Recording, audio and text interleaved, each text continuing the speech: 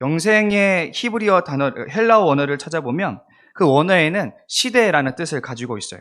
그래서 누가복음 18장에서는 이 단어가 세대라고도 번역이 됩니다. 그리고 동일한 바로 그 본문에서 예수님은 오는 세대에서의 영원한 생명에 대해서 말씀하십니다. 따라서 영생이라는 말은 우리가 그냥 막연히 영원히 사는 삶, 영원히 사는 생명이라는 뜻보다는 오는 시대, 즉 다시 말해서 다가올 하나님 나라 안에서의 살아가는 삶을 영생이라는 단어로 볼 수 있습니다. 우리가 유대인들이 고대하던 그 날이 바로 야훼의 날, 메시아의 날이라는 것을 우리가 잘 알고 있죠. 그런 메시아의 날이 어떤 날입니까? 메시아가 이 땅에 와서 이 세상을 변혁시켜서 하나님 나라를 완전히 세우고 모든 유대인들이 거기서 살아가는 것이 유대인들이 바라던 메시아의 날입니다. 그렇다면 이 오는 세대, 즉 하나님 나라의 그 삶을 영생으로 바라보는 것, 그래서 유대인들이 영생을 바랬다라는 것을 우리가 이해해 본다면 왜 이들이 그렇게 영원한 생명에 대해서 중요하게 여겼고 목매어 왔는지를 우리가 쉽게 알 수 있습니다. 예수님은 서기관에게 이제 사랑의 이중계명, 하나님 사랑과 이웃 사랑에 대해서 가르쳐 주셨습니다. 율법교사는 이것을 이미 잘 알고 있었죠.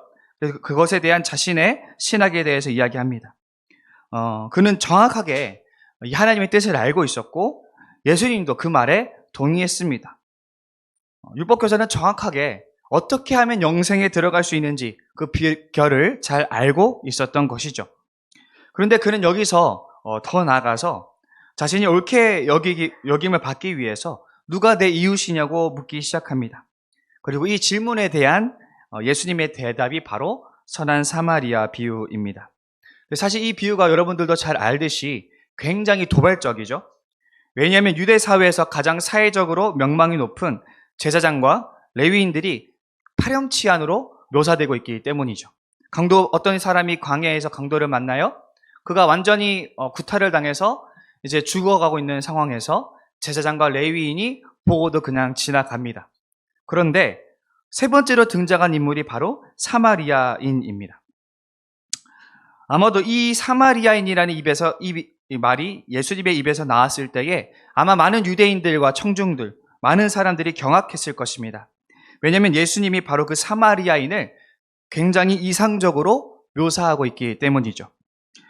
혈통을 우상으로 섬겼던 유대 사회에서 사실 사마리아인은 굉장히 거북한 존재들입니다. 그들은 이방인들과 피가 섞인 아주 더러운 피를 가진 그런 이방 족속들입니다. 그들은 그런 혈통뿐만 아니라 종교적인 신앙에서도 차이가 있었습니다. 유대인들은 예루살렘의 성전만 인정했고 그곳에서만 제사만 인정했지만 이 사마리아인들은 자신들이 마련한 그 성전과 제사를 고집했기 때문에 이런 종교적 차이도 그들의 갈등을 유발시키는 굉장히 심각한 요인이었습니다. 결국 이 유대인과 사마리아인은 혈통의 문제와 신앙의 문제, 제사의 문제, 성전의 문제, 이런 문제들로 인해서 굉장히 다툼이 심했고 서로 상종하지 않는 사람들이었습니다.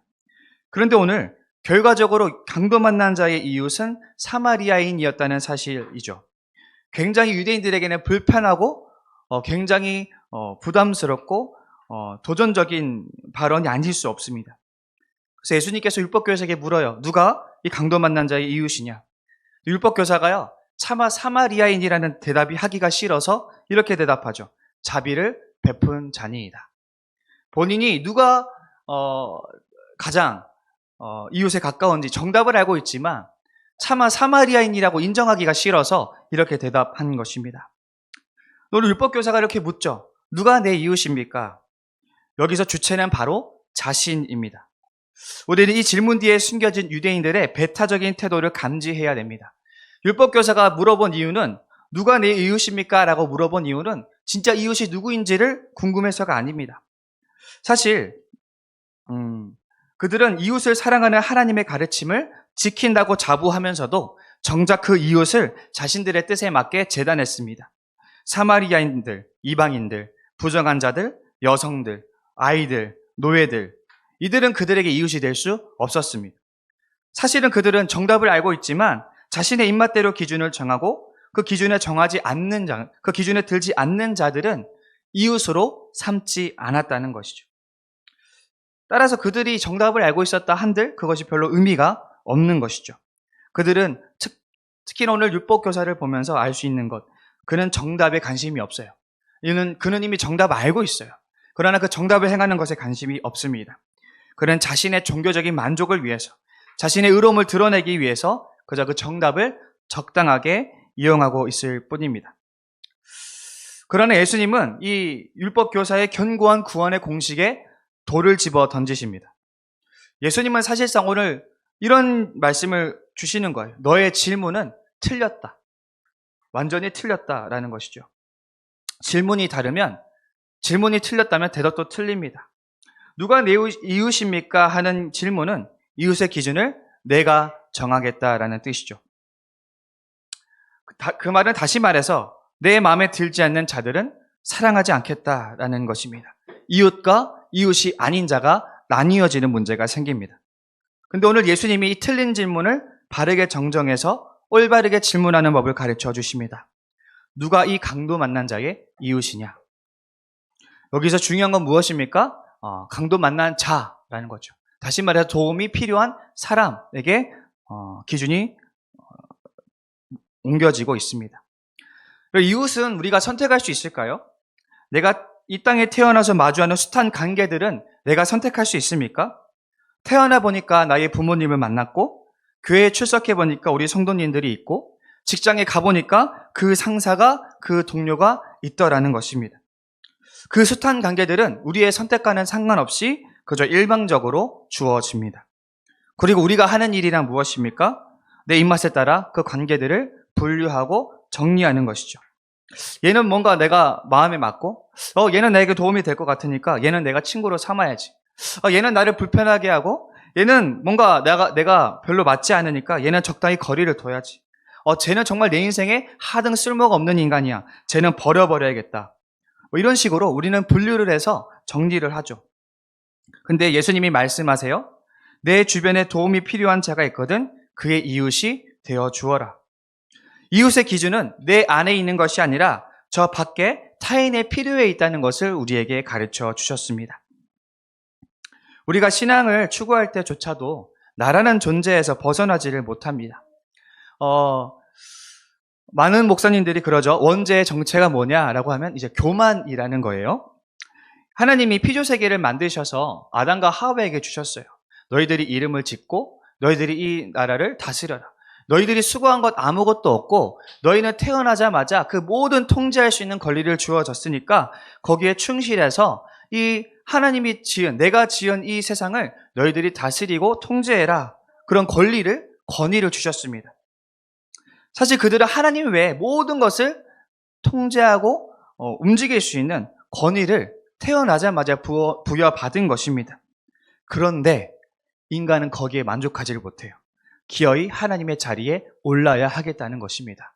그러니 하나님처럼 되겠다, 하나님처럼 될 수 있다라는 뱀의 말에 그들이 속아 넘어가서 하나님처럼 되고자 선악과를 먹었던 것. 결국에는 우리 원죄의 정체는 무엇이냐면 내가 신의 자리에 오르겠다라는, 내가 절대적 존재가 되어서 신마저도 나의 뜻대로 통제하겠다라는 그것에 바로 모든 죄의 근원이 있다라는 것입니다. 우리가 보이는 신앙의 열심은 자기만족입니까? 아니면 정말 하나님의 뜻을 향한 열망 때문입니까? 율법교사는 영생에 대한 대답도 알고 있고 행할 수 있는 능력도 있지만 그것을 타인을 배척하는 데에 허비했습니다. 자신이 의로워지기 위해서였죠. 그뿐 아닙니다. 예수님께서 고난주간에 종려주일에 맞이해서 가장 처음 예루살렘에 입성하셔서 하셨던 일이 바로 성전 정화 사건, 성전을 뒤엎는 사건이었습니다. 왜냐하면 하나님께 기도하고 예배드려야 할 그곳이 하나님의 이름을 팔아 더러운 입속을 챙기는 강도소굴이 되어 있었기 때문이죠. 이것에 가장 큰 책임을 가진 사람들이 바로 제사장과 레위인들이었던 것입니다. 하나님과 사람 사이의 중보자로서 가장 큰 책임이 있는 바로 이들이 하나님의 뜻도 알고 정답도 알고 있다는 자들이 사실은 하나님 이름을 팔아 자신의 안위를 챙기고 있던 것입니다. 결국 이들의 거룩, 이들의 신앙, 그것들은 결국 자기 만족을 위한 것에 불과했더라는 것입니다. 우리가 추구하는 거룩이나 신앙이 나 자신을 만족시키는 신앙에 불과하다면 사실 그것은 우리가 하나님을 배척하는 신앙이라고 봐도 무방할 것입니다. 오히려 예수님은 자기 만족을 추구하는 신앙인에게 오늘 매우 불편한 이야기를 하고 계신 거죠. 너를 벗어 던져라. 너를 초월해라. 타인에게 귀를 기울여라. 오늘 유대인들의 이야기 속에서 사마리아인을 주인공으로 내세우시는 예수님의 의도를 우리는 파악해야만 합니다. 오히려 진리라는 것은 내가 기대하는 것과 사뭇 다를 수 있다는 것. 나와 우리가 동의할 수 있는 것이 아니라 오히려 불편하고 부담스럽고 불쾌할 수 있다는 것을 우리는 마주해야 될 것입니다. 그럴 때 우리는 어떻게 해야 될까요? 사도행전에 보면 베드로가 한 번은 기도 중에 환상을 보고 있었습니다. 구약에 의거하여 부정한 짐승으로 정죄된 그 짐승들이 하늘에서 보따리에 담긴 채 내려오고 있었습니다.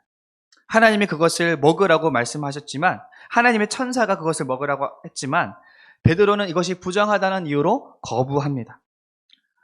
예수님의 부활을 경험했고 성령을 받았고 예수님이 하시던 사역을 재현해내는 베드로였으나 여전히 그는 자신의 기준을 초월하지 못하는 모습을 우리에게 보여주고 있습니다. 개인적으로 베드로가 과연 노예 문제에 있어서도 어떻게 생각했을지도 궁금합니다. 과연 그는 노예 제도를 폐지하려고 했을까요? 그는 노예 제도에 과연 문제를 느끼고 있었을까?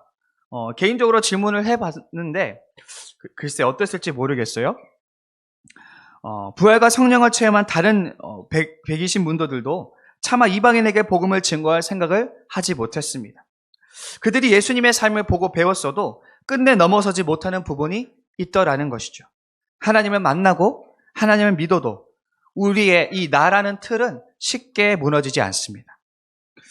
우리 직분자들은 예배와 성도를 섬기기 위해서 세워진 사람들입니다. 비유에 등장했던 사람들이 제사에 관계된 사람들이라는 사실을 주목해 보세요. 그들의 직분이 오늘날 우리의 직분과 크게 다르지 않습니다. 물론 우리는 크리스천이라는 동일한 정체성을 가지고 있지만 특별히 예배를 섬기는 자들로서 이 비유에 등장하는 제사장과 이 레위인들의 모습을 우리는 주목해야 할 것입니다. 예수님이 바로 그런 사람들에게 도전하고 있는 것입니다. 정답을 알고 있다는 자들, 정답을 가장 가까이에서 다루고 있는 자들, 바로 그들에게 도전하고 있는 것입니다. 바로 그들의 눈에 가장 비천하게 여겨지는 자들이, 가장 무시받던 자들이 사실은 하나님의 진리를 제대로 구현해내고 있다는 사실을 오늘 예수님은 비유를 통해서 그들에게 도전하고 있습니다. 우리의 갈고 닦은 우리의 신학과 우리 신앙의 연륜들, 우리의 헌신의 흔적들, 그것들로도 우리의 틀은 깨지지 않습니다. 오히려 우리의 틀을 더 견고하게 만들 수 있습니다. 파스칼이 이런 말을 했어요. 인간의 위대함은 자신이 비참하다는 것을 아는 데서 시작된다. 위대한 사람은 자신을 다 이룬 사람이 아니라 자신을 내려놓을 줄 아는 사람입니다. 하나님의 복음이 성취되기 위해서 반드시 십자가가 필요했다는 사실을 우리는 기억해야 될 것입니다. 그래서 복음은 언제나 나 자신을 끊임없이 초월하게 합니다. 우리가 하나님을 열심히 믿어도 우리는 새로운 시대에 맞게 새롭게 도전하는 하나님의 음성을 들을 준비를 해야만 합니다. 언제나 겸손하며 변하는 시대 속에서 하나님의 뜻을 구하고 찾으며 자신의 아직과 기준을 초월할 수 있는 우리가 될 수 있기를 바랍니다. 변화무쌍하고 좀잡을 수 없으며 제한이 없는 하나님의 새로운 걸음에 발 맞추어 나가는 우리 모두가 될 수 있기를 소망합니다.